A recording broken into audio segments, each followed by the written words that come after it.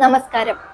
ദൈവം എന്നൊന്നുണ്ടെങ്കിൽ, നമ്മൾ മനുഷ്യരെയൊക്കെ സൃഷ്ടിച്ചത് ദൈവമാണെങ്കിൽ, തനിക്ക് പറ്റിപ്പോയ തെറ്റോർത്ത് ദൈവം വല്ലാതെ വിഷമിക്കുന്നുണ്ടാവും.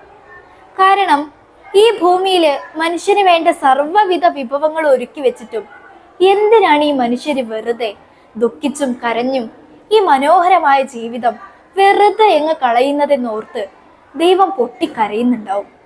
ഇനി ഇതൊക്കെ ഒന്ന് ശരിയാക്കാൻ ദൈവത്തിന് ഒന്നുകൂടി ഭൂമിയിലേക്ക് വന്നു പോകാം എന്നൊരാഗ്രഹമുണ്ടെങ്കിലും ഇനി അതൊന്നും നടക്കാൻ പോകുന്നില്ല. കാരണം ദൈവമെങ്ങാനും ഭൂമിയിലേക്ക് വന്നാൽ ദൈവത്തെ ബോംബെറിഞ്ഞ് തകർക്കുമെന്ന രീതിയിൽ നമ്മൾ മനുഷ്യർ വളർന്നു കഴിഞ്ഞു.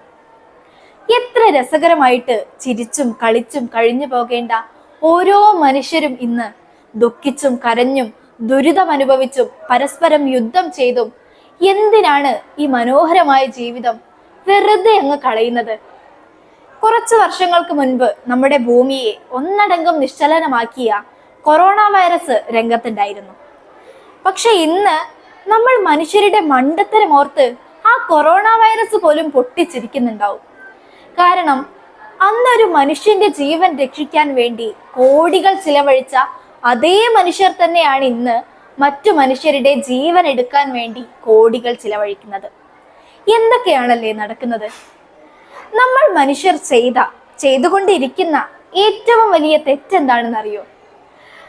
നമ്മുടെ മതത്തിനു വേണ്ടി, നമ്മുടെ രാജ്യത്തിനു വേണ്ടി ചെയ്യുന്ന യുദ്ധങ്ങൾ വിശുദ്ധമാണ് എന്ന് കാലാകാലങ്ങളായി മറ്റു മനുഷ്യരെ വിശ്വസിപ്പിച്ചുകൊണ്ടിരിക്കുന്നതാണ്. അതായത് തെറ്റ് ചെയ്തുകൊണ്ട് ചെയ്യുന്നത് ശരികളാണ് എന്ന് വിശ്വസിപ്പിക്കുന്നത്. ഒരു മതക്കാർ മറ്റു മതക്കാരെ കൊന്നൊടുക്കുമ്പോഴും, അതുപോലെ തന്നെ ഒരു രാഷ്ട്രീയ പാർട്ടിയിലുള്ളവർ മറ്റു രാഷ്ട്രീയ പാർട്ടിയിലുള്ളവരെ കൊന്നൊടുക്കുമ്പോഴും തങ്ങൾ ചെയ്യുന്നത് ശുദ്ധമായ ഒരു പ്രവൃത്തിയാണെന്ന് മറ്റുള്ളവരെ വിശ്വസിപ്പിക്കാൻ ഈ അധികാരത്തിലിരിക്കുന്നവർക്കും മതപുരോഹിതന്മാർക്കും രാഷ്ട്രീയ നേതാക്കൾക്കുമൊക്കെ സാധിക്കുന്നു എന്നതാണ് അവരുടെ വിജയം. നമ്മൾ ചരിത്രം പഠിക്കുമ്പോൾ യുദ്ധത്തിൽ ജയിച്ചു വന്ന രാജാക്കന്മാരെ ചരിത്ര പുരുഷന്മാരായിട്ട് കാണാനാണ് നമ്മളെ പരിശീലിപ്പിച്ചിരിക്കുന്നത്, അല്ലേ? പക്ഷേ പിഞ്ചു കുഞ്ഞുങ്ങളെയും ഗർഭിണികളെയും അടക്കം ലക്ഷക്കണക്കിന് ജനങ്ങളെ കൊന്നൊടുക്കി നേടുന്ന വിജയം എങ്ങനെയാണ് ഒരു വിജയമായി മാറുന്നത്? നമ്മുടെ ഭൂമിയിൽ അതിർത്തികളൊന്നും ആരും വരച്ചു വെച്ചിട്ടില്ല. നമ്മൾ മനുഷ്യർ വരച്ചു. നമ്മൾ മനുഷ്യർ തന്നെ ജാതി ഉണ്ടാക്കി, മതമുണ്ടാക്കി, നമ്മൾ മനുഷ്യർ തന്നെ വേർതിരിച്ചു. രാഷ്ട്രീയ പാർട്ടികളായി വേർതിരിഞ്ഞ് പടവെട്ടാൻ തുടങ്ങി.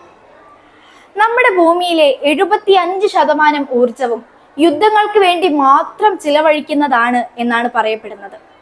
ഈ ഊർജമൊക്കെ മനുഷ്യ ജീവിതത്തിലെ നന്മകൾക്ക് വേണ്ടി ഉപയോഗിച്ചിരുന്നെങ്കിൽ നമ്മുടെ ഭൂമി എന്നേ ഒരു സ്വർഗമായി തീരുമായിരുന്നു. എന്തിനാണ് യുദ്ധം എന്ന് പോലും അറിയാതെ പിഞ്ചു കുഞ്ഞുങ്ങളും വൃദ്ധരുമടക്കം ലക്ഷക്കണക്കിന് ജനങ്ങൾ മരിച്ചു വീഴുന്നു. ഇതൊരു യുദ്ധത്തിന്റെ മാത്രം കാര്യമല്ല. പലപ്പോഴായി ഭൂമുഖത്ത് അരങ്ങേറിക്കൊണ്ടിരിക്കുന്ന എല്ലാ യുദ്ധത്തിന്റെയും അവസ്ഥ ഇതൊക്കെ തന്നെയാണ്. പലസ്തീനി കവിയായ ഈ ദർവിഷിന്റെ പ്രശസ്തമായ ഒരു വാചകമുണ്ട്: ഈ യുദ്ധം ഇവിടെ അവസാനിക്കും, നേതാക്കൾ പരസ്പരം കൈകോർക്കും. രക്തസാക്ഷിയായ തൻ്റെ മകനു വേണ്ടി ആ വൃദ്ധ മാതാവ് പിന്നെയും കാത്തിരിക്കും.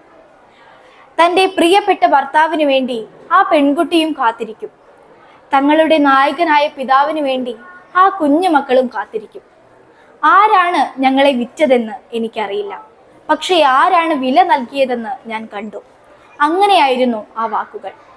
ഇത് ദർവിഷ് ഇംഗ്ലീഷിൽ പറഞ്ഞത് കൊണ്ടോ നമ്മൾ പച്ച മലയാളത്തിൽ യുദ്ധത്തിനെതിരെ സോഷ്യൽ മീഡിയയിലും പത്രങ്ങളിലും എഴുതിയിട്ടത് കൊണ്ടോ ഈ ഭൂമിയിൽ ഒരു മാറ്റവും സംഭവിക്കാൻ പോകുന്നില്ല.